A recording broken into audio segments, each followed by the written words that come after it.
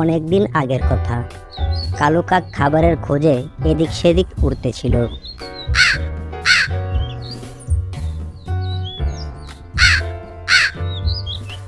আহ, সকাল থেকে আমি কিছুই খাইনি।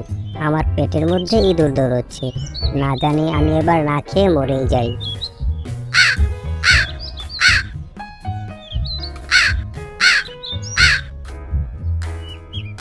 বেশ কিছুক্ষণ উড়ার পর কালো কাক হঠাৎ করে দেখতে পায় একটি গাছের নিচে এক টুকরো পনির পড়ে আছে।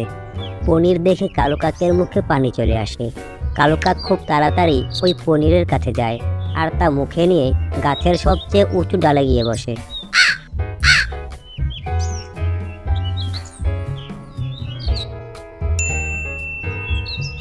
আল্লাহর দরবারে লাখ লাখ শুকরিয়া। খাবারের জন্য আমি অবশ্যই কিছু তো পেয়েছি। এখন আমি এই পনিরের টুকরাটা ধীরে ধীরে খুব আনন্দ করে খাবো। ওই গাছের কিছু দূরে সালু নামে এক শিয়াল ছিল, যে কিনা দীর্ঘ সময় ধরে ক্ষুধার্ত ছিল আর খাবারের খোঁজে এদিক সেদিক ঘুরতেছিল। তখনই ওই শিয়াল দেখতে পেল এক গাছের উপর একটি কাক নিজের ঠোঁটের মধ্যে একটি পনির নিয়ে বসে আছে।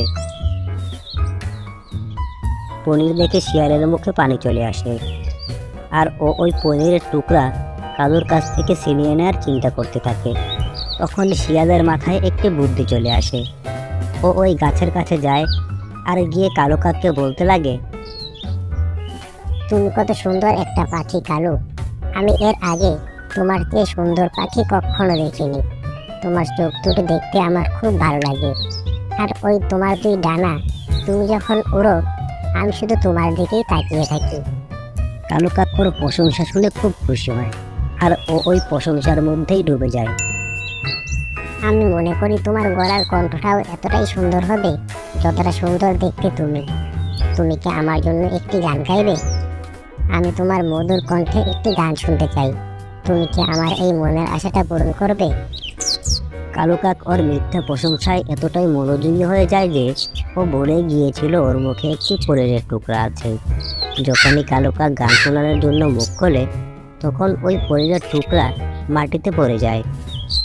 শিয়াল ওই পনিরের টুকরাটা ওর মুখে নেয় আর খুব তাড়াতাড়ি করে ওখান থেকে পালিয়ে যায়। আর এদিকে কালো কাক ওর এই ভুলের জন্য বসে বসে আফসোস করতে থাকে।